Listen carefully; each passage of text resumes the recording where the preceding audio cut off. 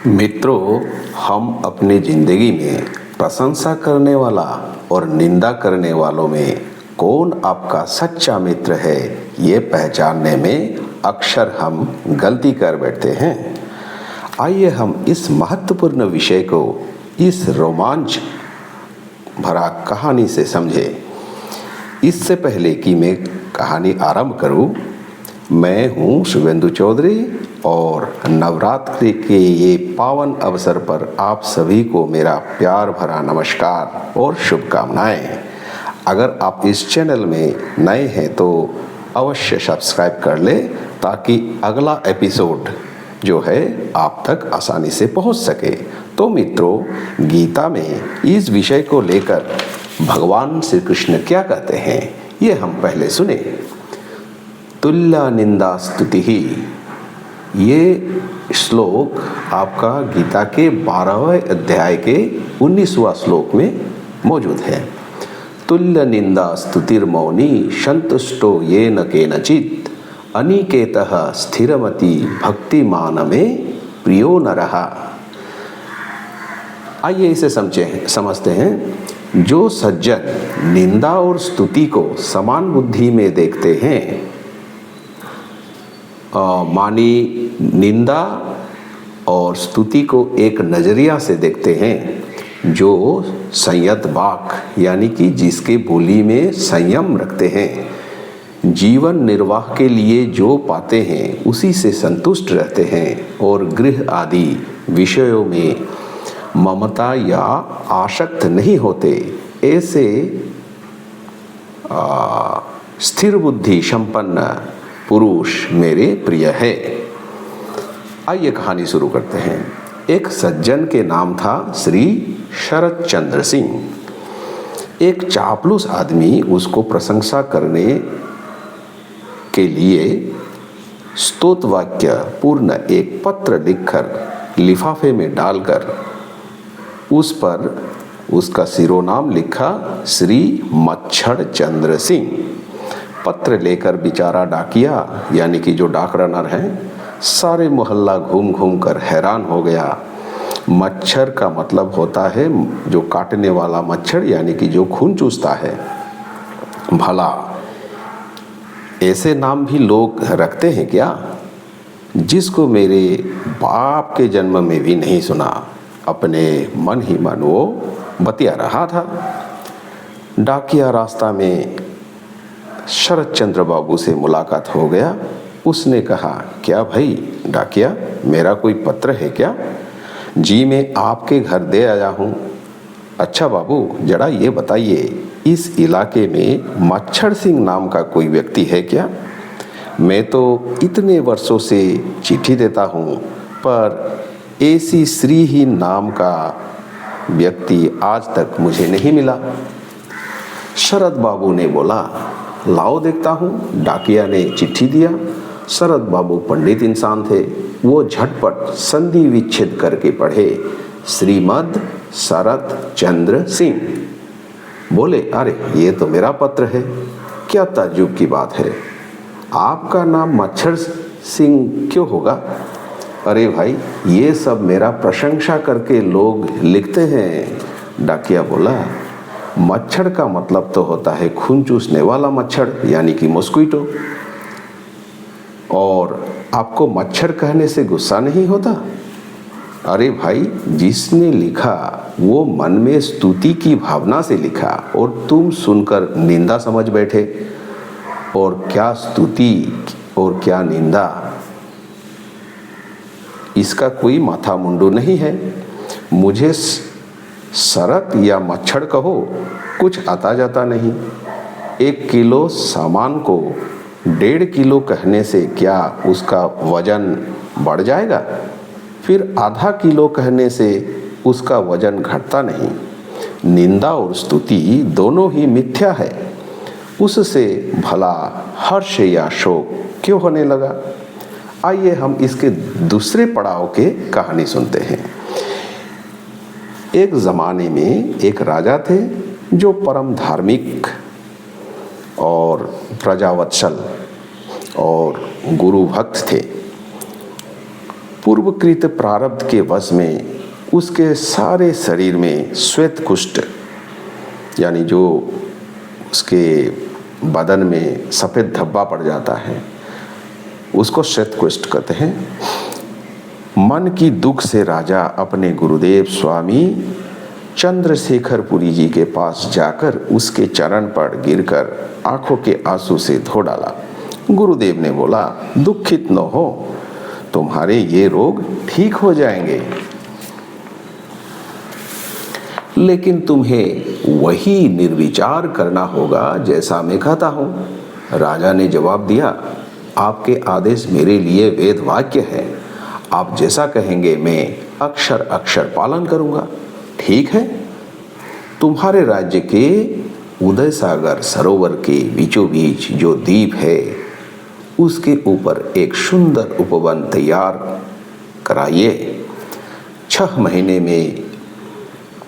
महीने के बीच उपवन और एक राजमहल तैयार हो गया।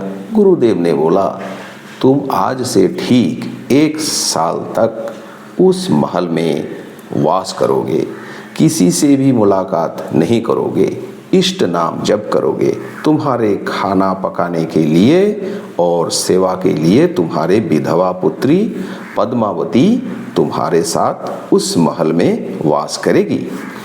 वो भी 1 वर्ष तक उस द्वीप के बाहर नहीं जा सक पाएगी। कोई औषधि सेवन करना हो तो नहीं, उसकी कोई जरूरत नहीं है। राजा ने गुरुजी के आदेशानुसार उदय सागर के द्वीप में अपनी पुत्री को लेकर चले गए। 1 साल के भीतर राजा निरोग हो जाने उसकी पर भी सामान्य कुछ रह गया उस द्वीप में। उधर प्रजा और नगरवासी के बीच में प्रचार ये हो गया कि राजा एक दुष्चरित्र के इंसान है, उसने अपनी ही विधवा पुत्री की धर्म को नष्ट किया। ऐसे राजा के राजत्व में प्रजाओं का कल्याण कैसा होगा? राजा को अभी उसको गद्दीच्युत करना पड़ेगा, इत्यादि इत्यादि। 1 साल के बाद जब राजा अपनी विधवा पुत्री को लेकर वापस राजमहल पहुँचे तो राजा ने देखा सभी उससे भय और थोड़ा दूर दूर रहने लगे। पहले जैसा मन खोलकर राजा का सम्मान नहीं करते। राजा के गुप्तचर से ये मालूम हुआ कि प्रजाओं में भीषण असंतोष पैदा हुआ है। राजा के चरित्र को लेकर नानान बातें फैल गया। अंत में राजा ने एक दिन वेश बदलकर नगर परिक्रमा करने निकले और अपने ही कान से हृदय विदारक वह सब कलंक की बातें सुनकर आए। कलंकित करने वाले कटु वचन मन में तीर चुभने समान घायल करता है। मन ही मन वो अपने मृत्यु का कामना करने लगा। अंत में गुरुजी के दर्शनार्थ निकले और अपने जीवन को धिक्कारते हुए गुरुजी के चरण पकड़कर रोने लगे। गुरुजी ने सांत्वना देकर बोले, वत्स, बिना औषधि के तुम तो रोग मुक्त हो गए। ये जो लोक निंदा यही तुम्हें बचा दिया। जो तुम्हारे निंदा किया है जाकर देखो, उसके शरीर में कहीं ना कहीं श्वेत कुष्ठ के दाग पड़ गए हैं। तुम्हारे पाप वे सब आपस में बांट लिया है और तुम्हारे शोक का कोई कारण नहीं। तुम तो पाप मुक्त हो गए हो। राजा ने परीक्षा करने के लिए देखा, सच में किसी किसी के बदन में श्वेत कुष्ठ के दाग पड़ गए थे। राजा ने आश्चर्य होकर गुरुजी से जिज्ञासा किया, फिर भी मेरे शरीर में एक बिंदु दाग क्यों रह गया? वत्स, सभी प्रजा निंदुक नहीं है। उनके अनेक लोग तुम्हारे श्रद्धा करते हैं, प्रशंसा करते हैं। वे सब तुम्हारे पाप के भाग नहीं लिया है, इसीलिए तुम्हारे शरीर में एक बिंदु दाग रह गया। उससे तुम दुखित ना हो। तो राजा ने गुरुदेव से पूछा, गुरुदेव, निंदुक और प्रशंसक में से कौन मेरे सच्चे मित्र है?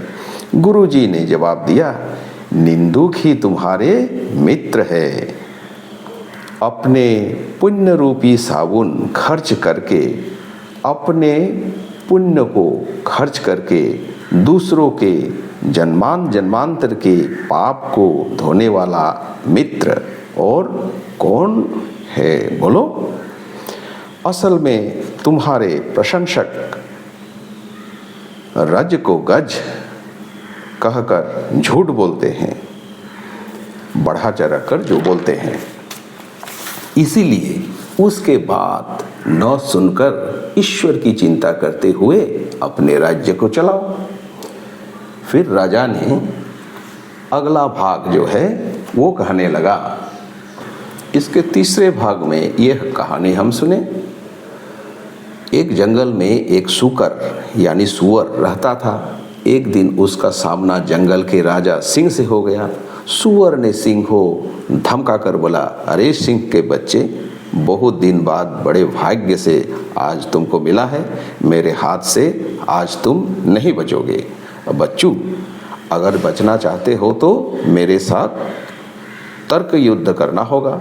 अगर तुम जीत गए तो मैं छोड़ दूंगा, और अगर तुम तर्क नहीं करना चाहते हो तो तुम्हें कहना पड़ेगा मैं हार गया हूँ, कहकर अपनी पराजय स्वीकार करना होगा, तब जाने दूंगा।